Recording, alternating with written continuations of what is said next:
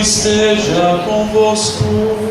Ele está no meio de nós. Anúncio da boa notícia de Jesus Cristo contada por Lucas. Glória a vós, Senhor.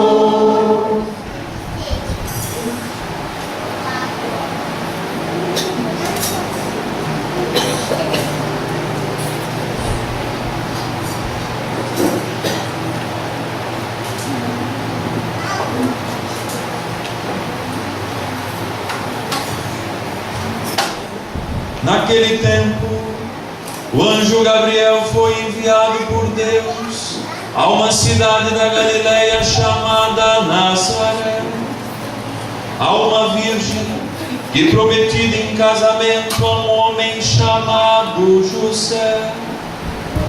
Ele era descendente de Davi e o nome da virgem era Maria.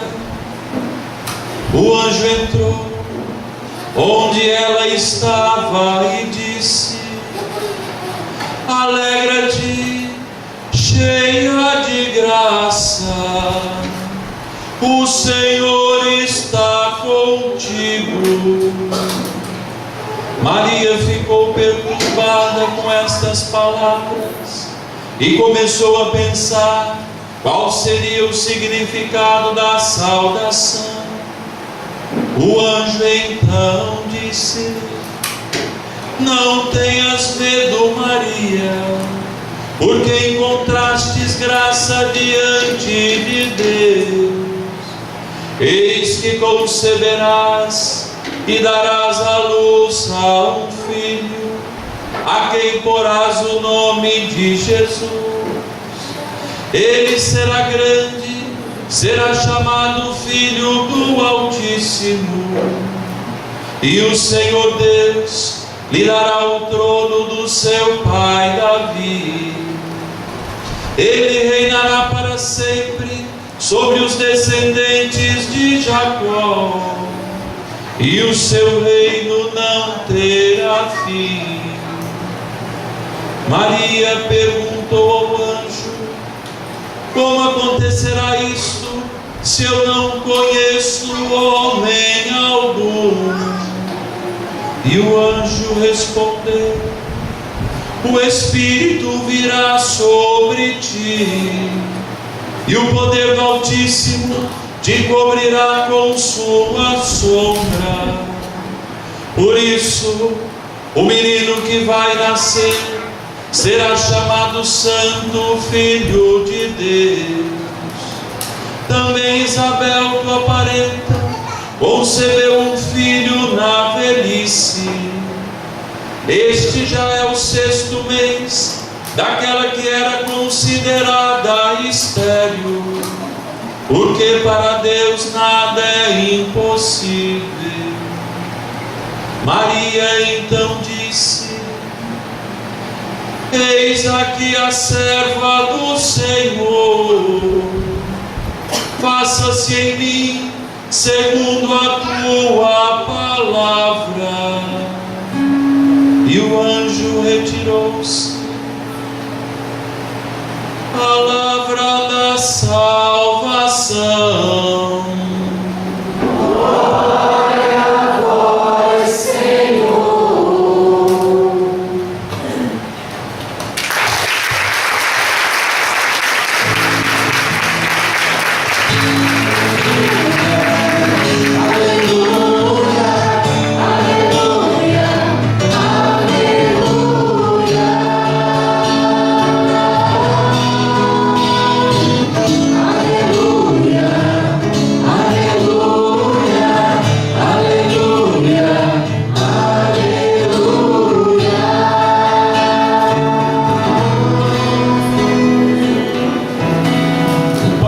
Sentando e cantando, vamos continuar esse aleluia. Aleluia, aleluia, aleluia, aleluia. Mais baixinho. Aleluia, aleluia, aleluia, aleluia.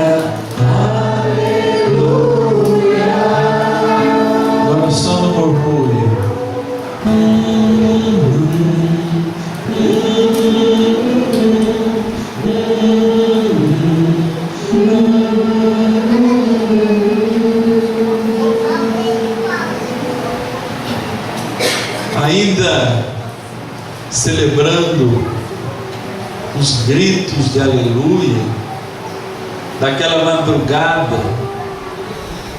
de semanas, há 10 dias atrás, quando o dia do Senhor rasgou o véu do templo, revelou-nos que a grande vitória não é sobre os reinos da terra, mas é sobre a morte. E eis que o Cristo nos deu a vida. E essas paredes ainda ecoam nesse tempo pascal, as paredes da igreja, não da igreja pedra, mas da igreja coração, a igreja de verdade, os gritos das mulheres que naquela manhã não entenderam o túmulo vazio, mas acolheram o aleluia de Deus, mesmo sem compreender.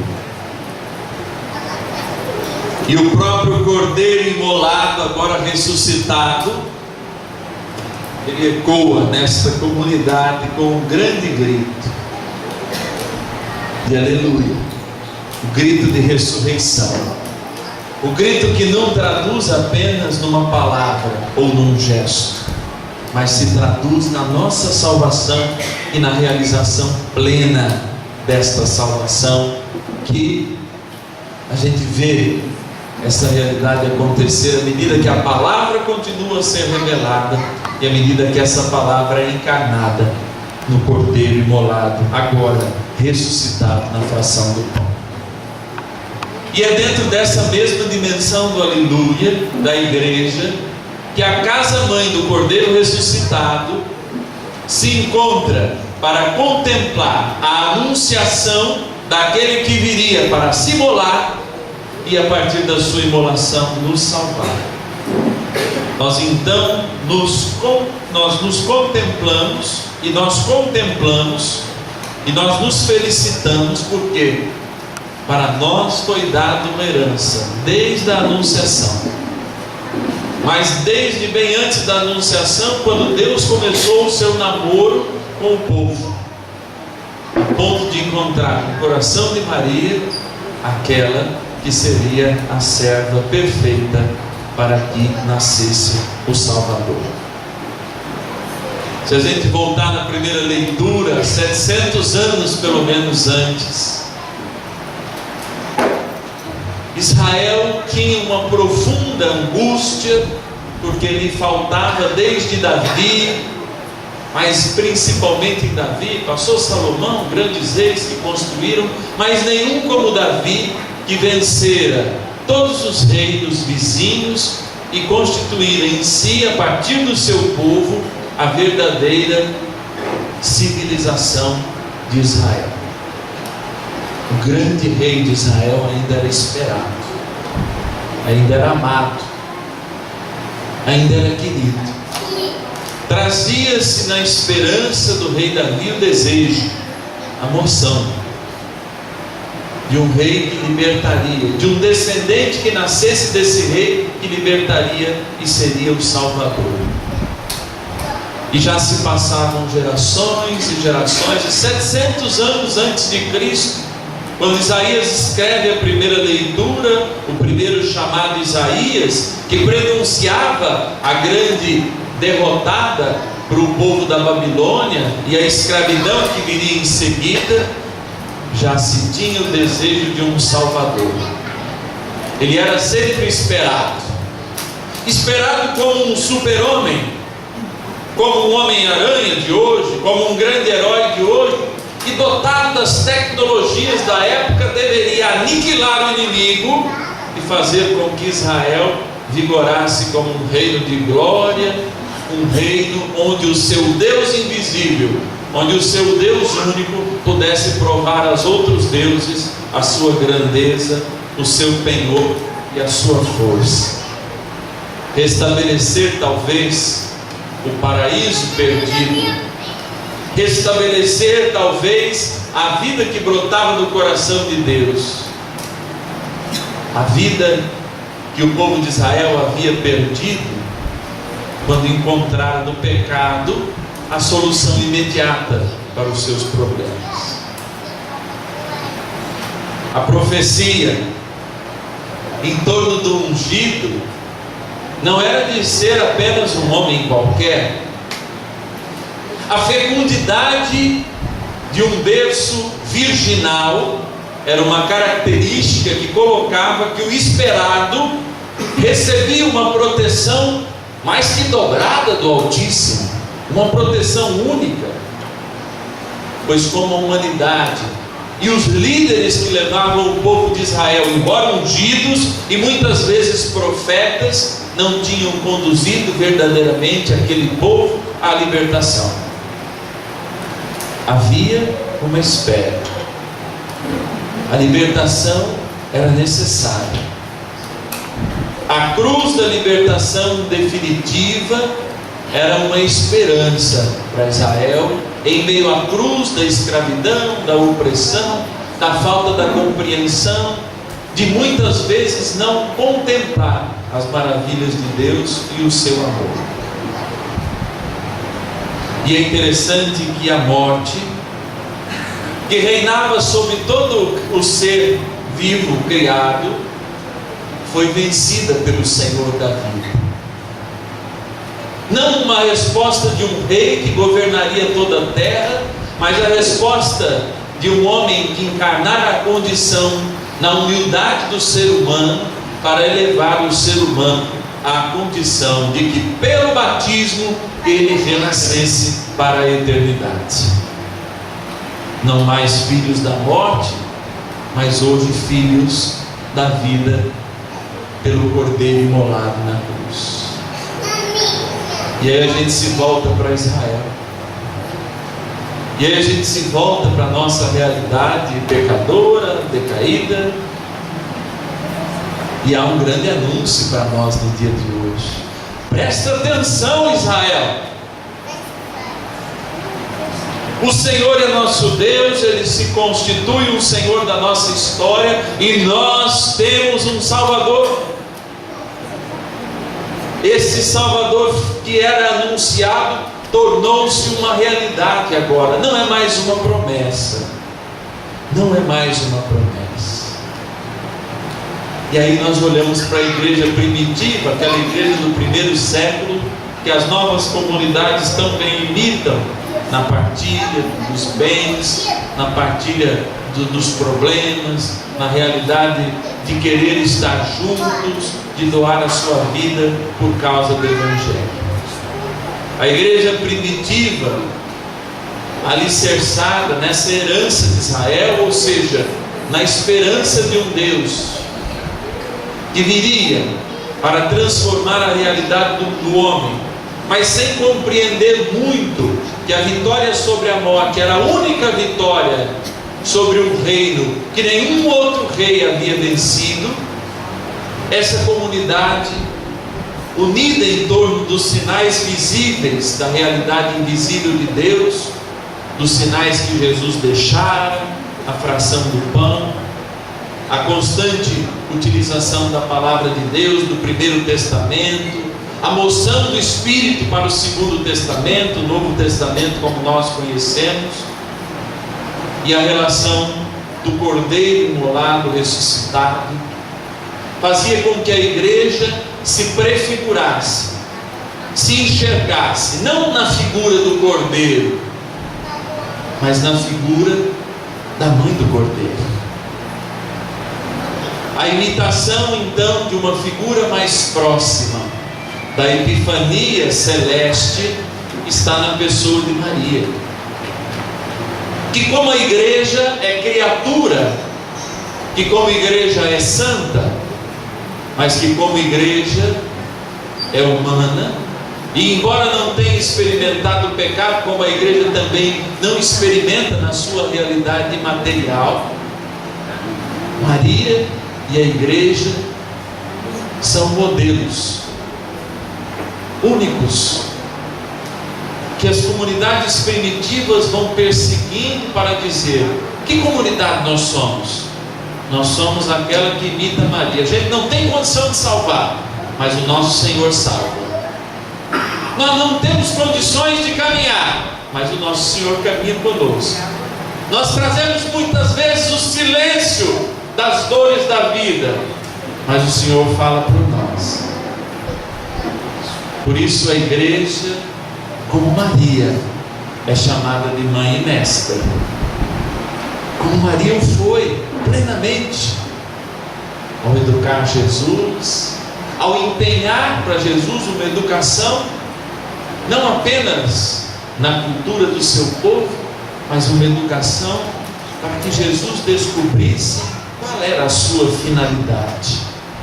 E como a igreja também o faz, apresentando-nos para o Cristo e dando os sinais desta realidade invisível de Cristo que se manifesta nos sacramentos.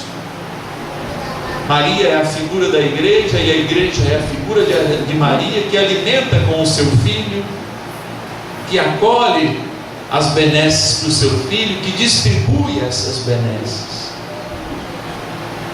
Maria não salva em si mesma, mas se não fosse o seu sim, nós não teríamos a salvação. A igreja não salva em si mesma, mas se não a igreja não nos trouxesse a fé, que nasceu do testemunho apostólico, nós não seríamos salvos, nós não conheceríamos Jesus. Mas Maria pode salvar como corredentora, porque sempre que apresenta o seu filho, ela salva. Sempre que ela fala, ela não fala em nome de si mesma, ela fala como a igreja, e a igreja fala como Maria. Ela indica o caminho do seu filho, ela indica o caminho do Cordeiro, ela indica o caminho de Jesus Cristo, a única verdade de salvação e de vida plena. Agora,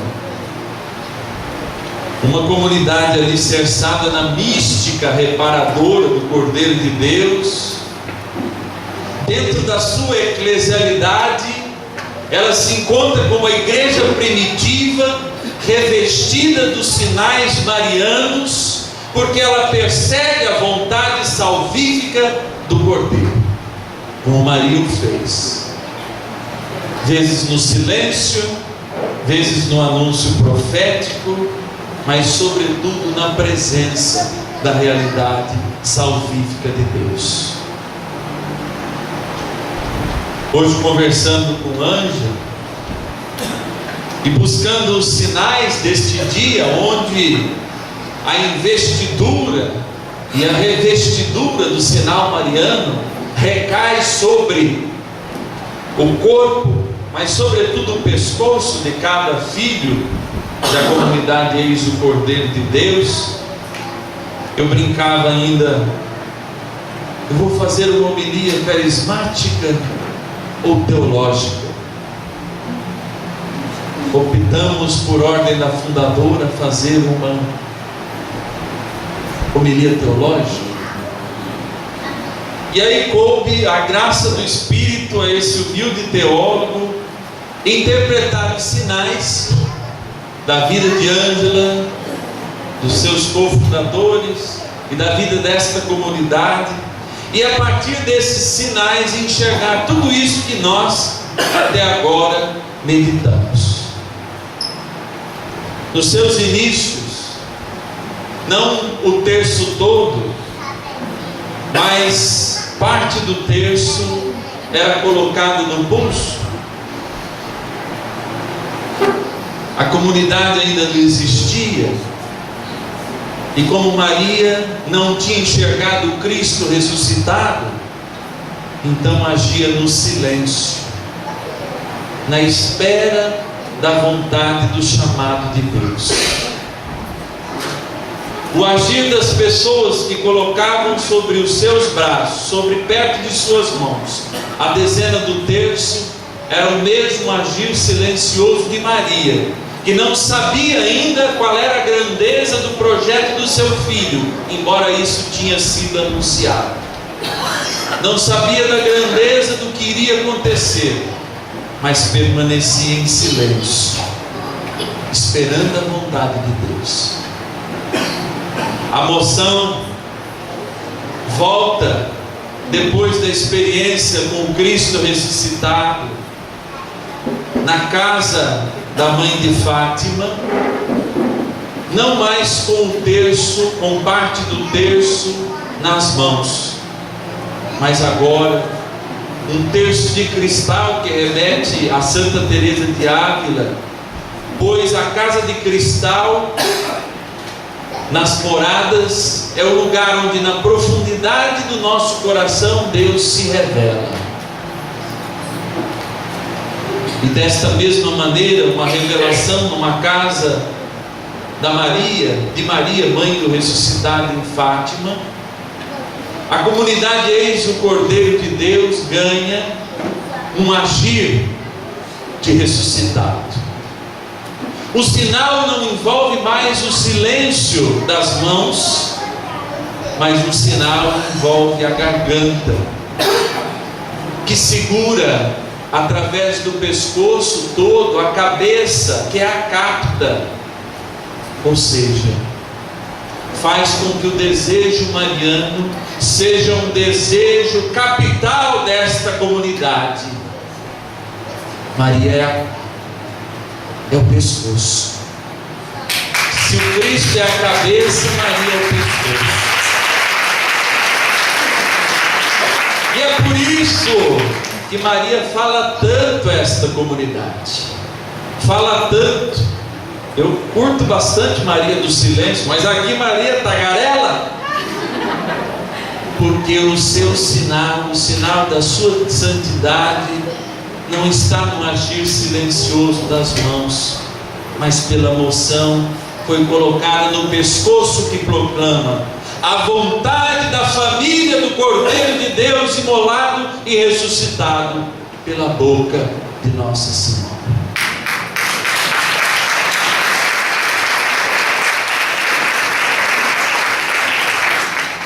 E o dever e o imperativo da graça do Espírito de colocar no dia da anunciação do Senhor Jesus Cristo, momento onde se benzem os terços e os filhos do Cordeiro recebem esta configuração ao projeto salvífico, primeiramente revelado no Pentecostes mariano, Pentecostes da Concepção, que se nós fôssemos olhar ao ponto de vista da biologia, deveria sim ser o dia da encarnação, porque nós acreditamos que este dia, o dia do anúncio, é o dia da encarnação do Verbo.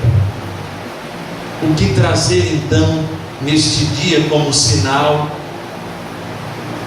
se não estarmos revestidos, e cada um de vocês revestidos da santidade mariana, a menina no qual Deus considerou sua esposa, como igreja, a igreja esposa de Cristo, e Maria, que prefigurou a igreja esposa de Cristo, é aquela que, dentre milhões e milhões de comunidades, no silêncio do seu agir, espera o anúncio para ser um sinal.